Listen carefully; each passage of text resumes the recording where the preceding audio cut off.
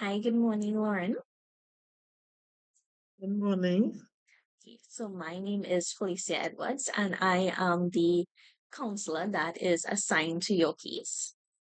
So after reading through your file, I realized that you were referred to our company based on an incident that is related to shoplifting, right? So during this counseling session, sorry, we will be limited to a time of 20 minutes for a session. I also want you to know that this is a space where you can feel completely comfortable in saying how you feel, what happened, how you are processing everything that you have been through. Um, this is not a space where you will be judged or anything that you says will be kept in confidentiality. The onlyest way that confidentiality will be broken is if your life is at risk in somehow, or if there is any potential unlawfulness, then I am obligated to inform a police officer about what is going on.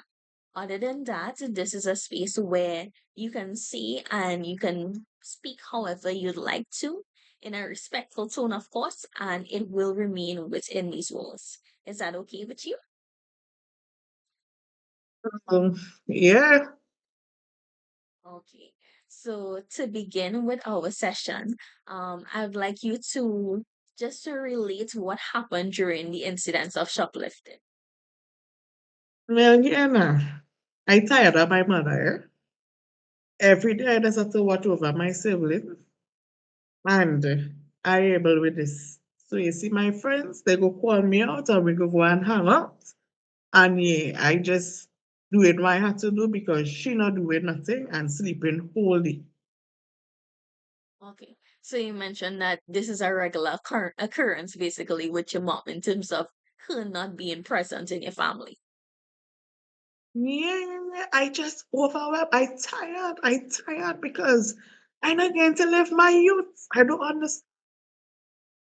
Well, you're right. You're a minor. You're only 13 years old. Of course, you have every obligation and every it's completely normal, to want to go online with your friends, to be around people your own age and not to be home, taking care of your siblings and basically running after your mother.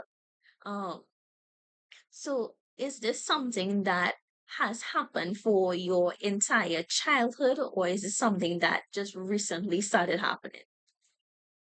Well, she she have two children for two different people, and me and them we can't see eye to eye. And I reach a point I don't even want to go to school because I can't get up early in the morning no more. I just tired.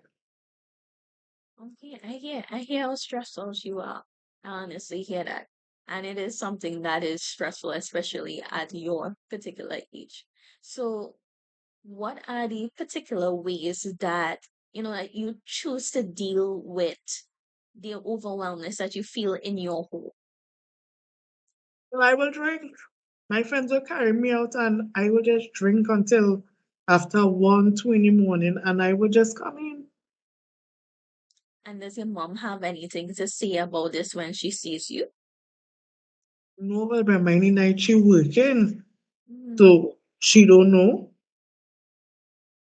And what does your sibling say any particular thing when they see you as well? Remember, one is 2 and one is 4, yeah? So, mom, I will just put them to sleep and I will sneak out with my friends and I will go. Okay, I understand that. That is your way of how you deal and how you process everything that is going on in your home. Yeah, because it comes like guys, the adult and I 13 years. What I gonna do again? When I was younger, I always say, well, you know what? I would again tell you hairdressing, but I so my friend showing me, so I had to do what I had to. Okay, I understand that. I understand the way because you're thinking in terms of surviving and how you could progress, you know, at your age right now because staying home and just completely being submissive to what your mom wants is not helping you whatsoever, like you just said. And you had a dream of being a hairdresser, and because of what is going on home, that is something that's difficult. Um, It's fine. It's so unfair because, like, come on. Why? Why me? I seen all my peers living the life, going to school and doing everything, and it's like, this is what my life has to result to. Because she chose to work night, why I have to pick up this slack for her? I don't understand. have you ever spoke to her and asked her why is your reasoning for that? Like why she, is such a slack person, as you said?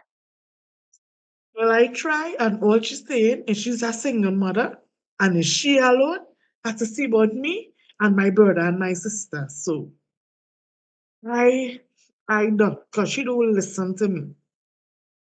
Wow. And you said this has been going on ever since you were at a younger age. Yeah, nobody knows. So if I didn't get arrested, yeah, nobody would have known what has been taking place.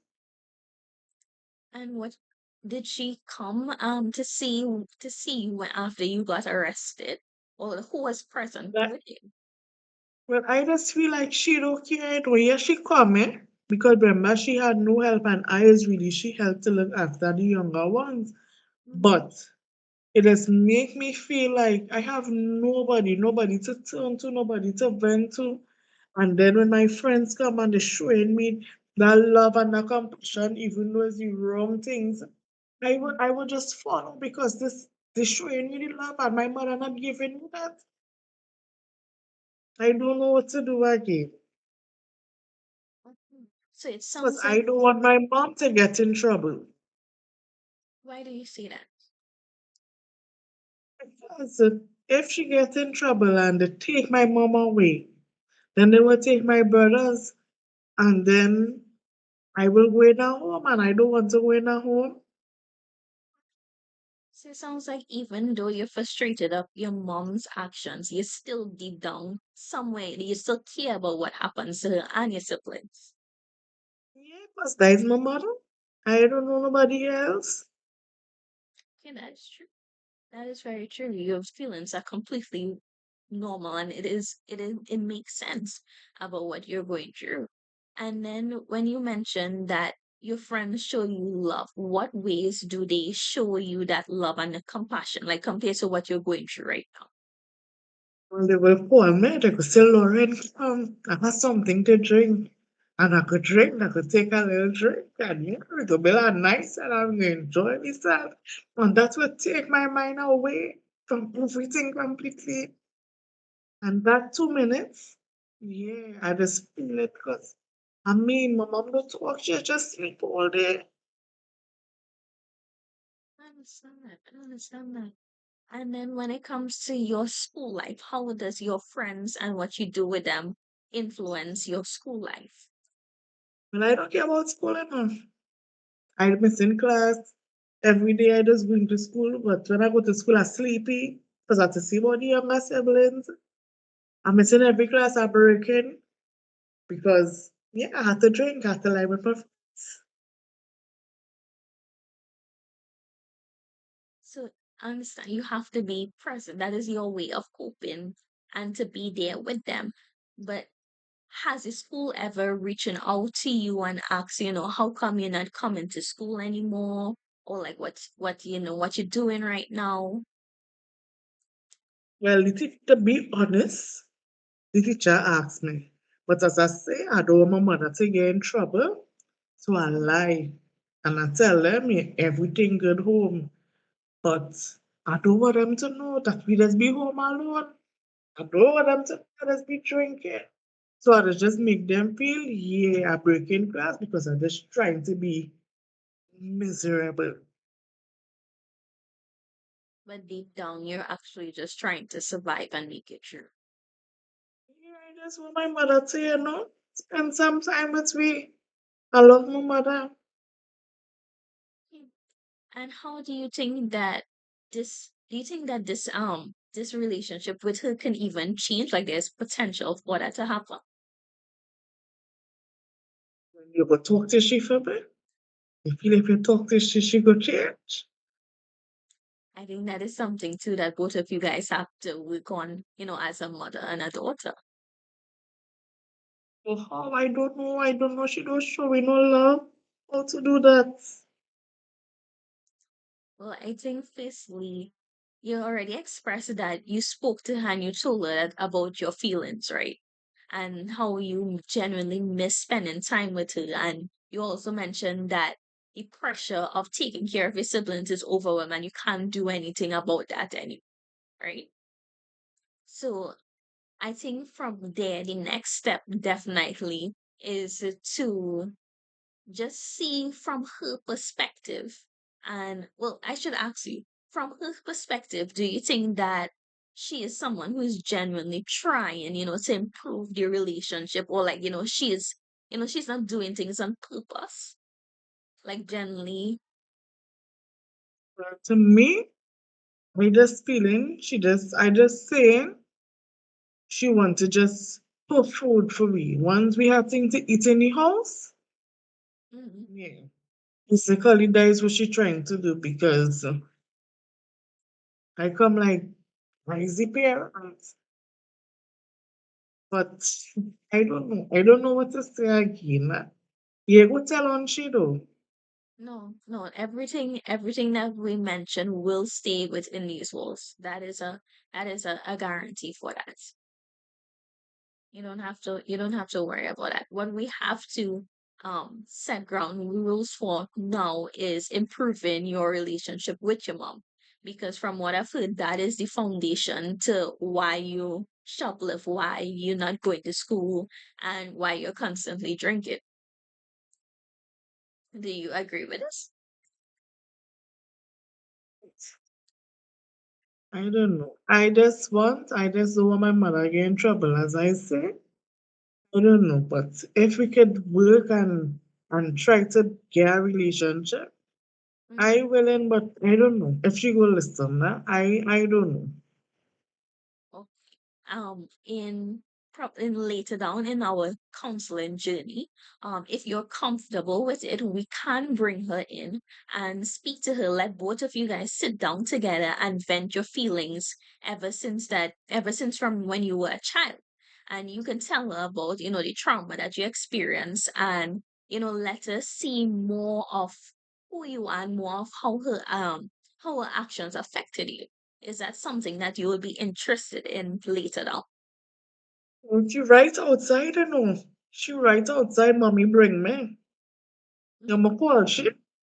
This first session is just to get to know about you, and I want to find out firstly, lay the ground rules as to why everything happened. So definitely the session is generally solely based on you and you improving as a person. All right. So when I go see her again, Well, from now on, well, from today, actually, we would start making goals and we would start, implementing practical things that you can do um, to improve your relationship with your mom, and then also to get you back in school because you are a minor. So that is definitely another priority, is to make sure that you have a stable home firstly, and then secondly is to make sure that you do have access to education, right? So from this session, we would have a series of other sessions, similar to this one, where you can speak about how you're feeling, and then different weeks we will bring in different individuals, like your mom. We could even bring in your oldest brother, and hear how his life also too is affected, you know, not only by your mom's actions, but by your actions as well too. And then hopefully we can eliminate the drinking, and we can more implement ways that we can build healthier ways for you to with you to cope with what is going through. you sure you go call me, we go talk? Because I'm tired. I'm tired. I hear that you're tired, and I could see it in your body language as well, how tired you are, especially for a minor. You know, your priority is supposed to be, going to school, enjoying life, spending time with your friends. It's the same thing that you basically said you want to do. Um, and also by chance, is there any other friends or is there any other family members that you trust that you can speak to about what is going on in your family? Well, I didn't want to tell her, but when I was younger, my mother brother, he used to come and he used to touch my breast. So I didn't tell mommy, please, please don't tell her. So I don't know, he just stopped coming over. As I started to get older, he just Okay. Wow. You have been through a lot for someone your age, honestly. So definitely we'll have to dig deeper into, and I definitely believe, like from hearing what you say, that the way that you have been acting and the way and the shoplifting and those things is not genuinely you, is definitely a reaction to the trauma that you have experienced growing up. Because that is your way of surviving, and that's how you survive, growing up. So definitely, we will be keeping in touch once you definitely feel comfortable with me as your counselor. Um, we will definitely in place boundaries throughout our counseling process. That will help you and that will guide you, to be someone who is better, someone who is less stressed out, someone who can deal with the problems and the situations that you are going through. So that is definitely a goal that we have in place. right. Just have one more thing before I go. You Mm-hmm. sure I wouldn't get in trouble, right? What are you I will what are you call thinking that you're going to get in trouble for? because remember, I care my brothers. I don't want them to be taken away and my mommy. So I don't know if you tell somebody what will happen in home, or we home alone and Hmm. what we going through. I don't want them to take we. So what we would do is that as the sessions go by, we will assess the situation. That is not something that you should jump towards right now. Right now, our main concern is you and helping you cope and helping you, heal from the trauma that you have been through. Because I hear how stressed out you are for a minor, right? So definitely don't jump to that. We will take one step at a time, and we'll work towards not only improving your life but also improving your mom's life. Um, because it's something that probably she could deal with better as being a parent. So as the sessions go by, we will get to know each other more and more, definitely keeping in place certain boundaries so you can develop as an independent individual. One more thing, I could use the washroom. You're done. Yes, you can. Yes, you can use the washroom. Okay. So I will Right. keep in touch with you. I'll also take a contact information from your mom. And we will keep in touch. All right, miss. I like you. You're calm, all right? Okay, take care. Okay, bye bye.